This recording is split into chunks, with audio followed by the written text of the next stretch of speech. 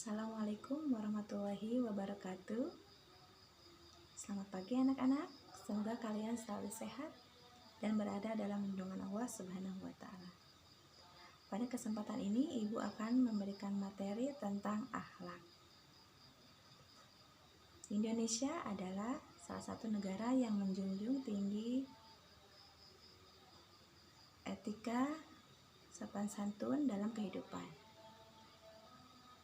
Bahkan di beberapa daerah menekankan kepada seseorang untuk memiliki akhlak yang baik saat menjalankan aktivitas sehari-hari. Maka tidak heran pendidikan di Indonesia pun mengajarkan untuk menanamkan nilai-nilai etika dan sopan santun.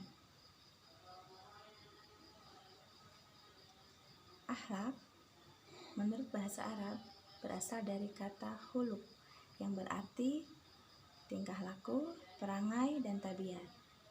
Sedangkan menurut terminologi, akhlak adalah tingkah laku yang didorong oleh suatu keinginan yang mendasar untuk melakukan perbuatan.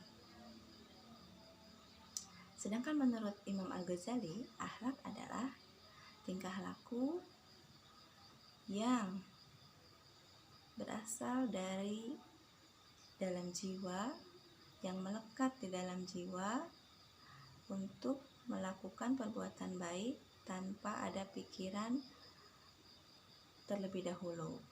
Contoh misalnya, ada seorang yang mengikuti pemilu misalnya.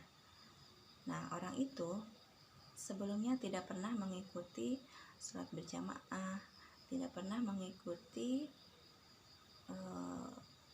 kajian, tidak pernah menyantuni anak yatim.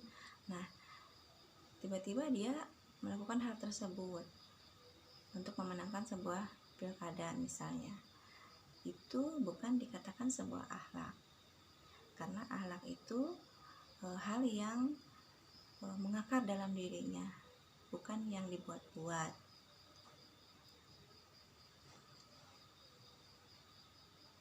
Nah, selanjutnya, figur yang baik adalah pasti Rasulullah Shallallahu Alaihi Wasallam, karena beliau memiliki akhlak yang sangat mulia. Seperti hadisnya mengatakan bahwa innama bu'istu liutamima sholihal akhlak. Sesungguhnya aku diutus untuk menyempurnakan akhlak. Ada lagi dalam firman Allah dalam surat Al-Qalam ayat 4, wa innaka la'ala khuluqin azim. Dan sesungguhnya akhlak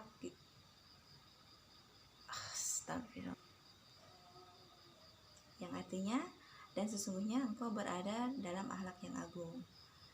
Nah, sudah jelas sekali bahwa Nabi Shallallahu Alaihi Wasallam adalah suri tauladan yang baik yang patut kita teladani dalam menjalankan kehidupan sehari-hari. Menurut Islam, akhlak itu dibagi menjadi dua macam. Yang pertama adalah akhlak mahmudah, yaitu adalah akhlak yang terpuji. Yang kedua adalah akhlak mazmumah, yaitu akhlak yang tercela.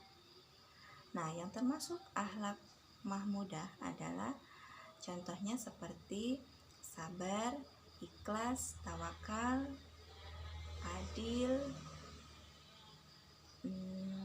bertanggung jawab, dan sebagainya. Sedangkan akhlak mazmumah adalah sombong, iri, takabur, fitnah, pembohong, bakil, dan sebagainya. Nah, itu adalah contoh dari macam-macam akhlak tersebut. Nah, lalu apakah keutamaan akhlak menurut Islam? Keutamaan akhlak menurut Islam, yang pertama jelas kita akan dicintai oleh Rasulullah SAW, karena menurut hadis disebutkan dalam sebuah hadis bahwa orang yang mempunyai akhlak terpuji akan mempunyai timbangan yang berat di akhir kelak, di mana semua amal manusia akan dihisab. Maka orang yang punya akhlak terpuji ini timbangannya pasti akan berat. Yang kedua adalah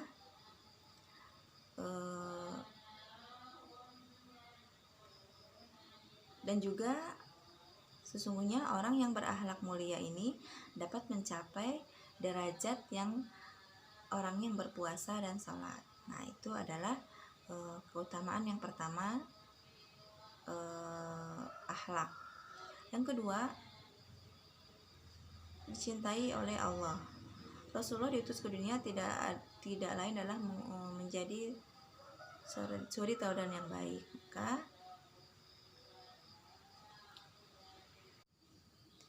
kedudukan dan keistimewaan akhlak dalam Islam. Yang pertama adalah menempatkan akhlak yang mulia sebagai pokok risalah Islam. Yang kedua adalah merupakan salah satu pokok ajaran Islam. Yang ketiga adalah akhlak yang baik akan memberatkan timbangan kebaikan seseorang nanti pada hari kiamat.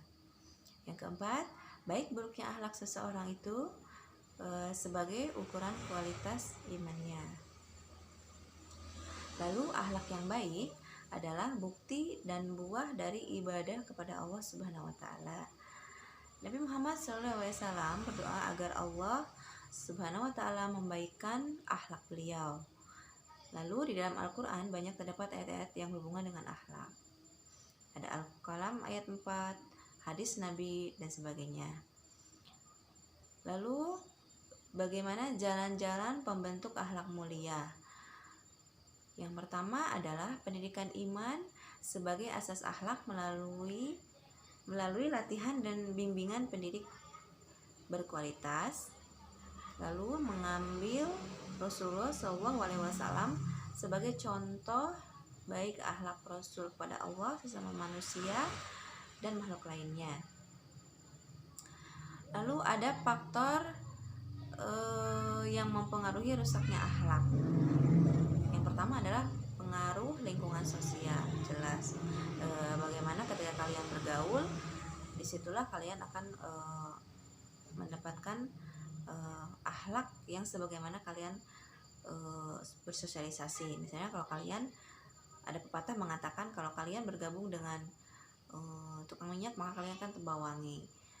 Ketika kalian bergabung dengan tukang besi maka kalian akan pandai membuat besi. Nah, itu adalah pengaruh lingkungan sosial. Yang kedua, nafsu. Bagaimana kalian bisa mengendalikan nafsu dengan baik. Yang ketiga, setan. Nah, setan ini akan selalu merusak akhlak manusia. Lalu bagaimana caranya mengatasi dan memperbaiki akhlak? Yang pertama adalah menguatkan iman dan akidah di dalam jiwa. Nah, kuatkan dalam diri kalian, dalam iman kalian, supaya akhlak kalian tidak berubah. Yang kedua, menjauhi perkara yang tercela. Hal-hal yang sekiranya tidak baik harus dihindari. Yang ketiga, memahami Al-Quran dan Al-Hadis. Nah, jelas kalian harus mempelajari Al-Quran dan Al-Hadis supaya kalian bisa memahami bahwa akhlak itu adalah hal yang sangat pokok. Lalu selanjutnya, membiasakan diri dengan perbuatan baik. Selalu membiasakan diri dengan perbuatan yang baik walaupun memang itu susah untuk dilakukan. Tapi dengan pembiasaan itu maka nanti akan terbiasa dengan sendirinya. Selanjutnya, mempelajari kehidupan para nabi, sahabat, ulama sebagai contoh teladan dalam kehidupan kita, serta berdoa kepada Allah agar selalu dilengkapkan diri dengan akhlak yang mulia. Nah, itu adalah cara mengatasi dan memperbaiki akhlak. Lalu kesimpulannya adalah akhlak merupakan suatu yang melekat pada jiwa seseorang. Baik buruknya akhlak ditentukan oleh syara. Apa yang diperintahkan itu baik dan apa yang dilarang itu baik. Nah, sekian dulu materi dari Ibu, mudah-mudahan bermanfaat Wassalamualaikum warahmatullahi wabarakatuh.